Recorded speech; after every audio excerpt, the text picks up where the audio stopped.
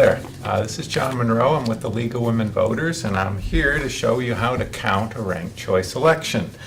What I've done here is set up a fake election, and what we're going to do is elect a symbol of Maine. And I'm going to use as my ballot these pictures. I have a picture of a moose, a pine tree, a blueberry, and a puffin. These are our candidates for the symbol of Maine election. Now, what we're going to do with these pictures is we're going to use them to represent a ranked choice ballot. The one on top is your first choice on the ballot. The second one down is your second choice. Third one is your third choice. And the last one is your last choice, your least favorite. So we're going first, best favorite, to least favorite at the end. Now what I have on the table here are some ballots that we've put together in advance. There are 8 ballots total. Now a ranked choice election requires a majority winner in order to declare them a winner. That is, you have to have more than half of the total votes. Now in this election for the symbol of the state of Maine, we have a total of 8 ballots in the first round of counting. That means that the winner has to get more than 4 votes. So I'm going to write that number up here. And we call that our threshold, because that's the number that you have to reach and surpass in order to win the election. So in the first round, we're starting off with a threshold of 4. So as you can see over here, the front runner is Moose. Moose has 3 first choice votes. Pine Tree has 2 first choice votes. Blueberry has 2 first choice votes. And over here on the far left is Puffin.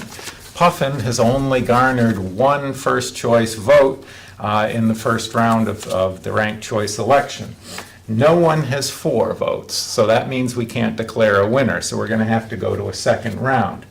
Now, ranked choice election is really kind of like a series of runoff elections, so what we're going to do now is eliminate, as you would in a runoff election, the last place candidate, and we're going to redistribute the ballot for, in this case, one ballot for Puffin among the other candidates. Now let's take a look at Puffin's ballot. Here's what Puffin's supporter voted. They voted first choice for Puffin. Now Puffin is eliminated from the race, so Puffin is gone. Can't vote for Puffin again. Who did they mark as a second choice? Well, they marked Puffin as their second choice because apparently they really liked Puffins. But Puffin, as I said, is no longer in the race, so we can't count the ballot for Puffin. So we're going to have to go down to their third choice and count that as their second choice, and that's going to be Pine Tree. So this ballot in the second round now looks like this. Pine Tree is on the top, and I'm going to put it over here in Pine Tree's pile. So in the second round of counting, we still have 8 ballots, so the threshold to elect is still 4. We have Moose with 3 votes, Pine Tree with 3 votes, and Blueberry with 2 votes.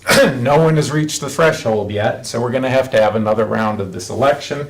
And since Blueberry has the fewest number of votes in the second round, Blueberry is going to be eliminated, and we have to redistribute the ballots that were cast for Blueberry.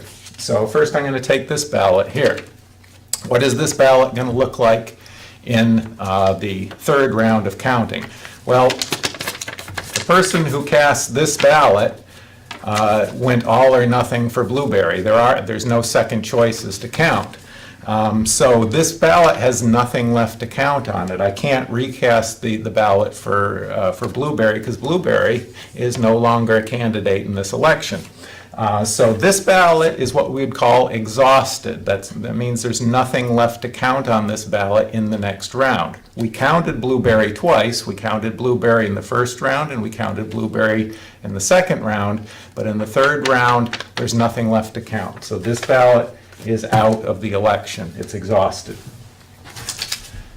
There was another supporter of Blueberry, and this one cast their vote a little bit differently.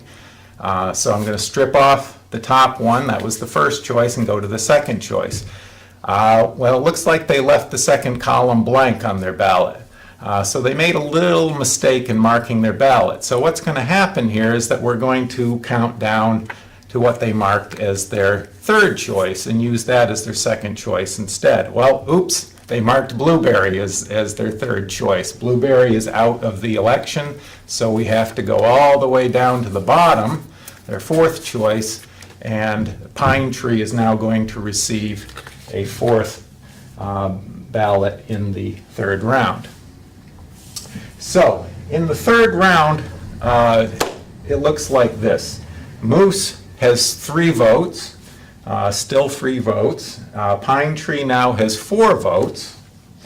But you'll notice that the number of ballots is different than it was before. We now have 7 ballots. So we have to recalculate the threshold. So majority is not the same when you have 7 ballots as opposed to 8. So it's actually, the threshold here would be, if we're allowing fractions, 3.5.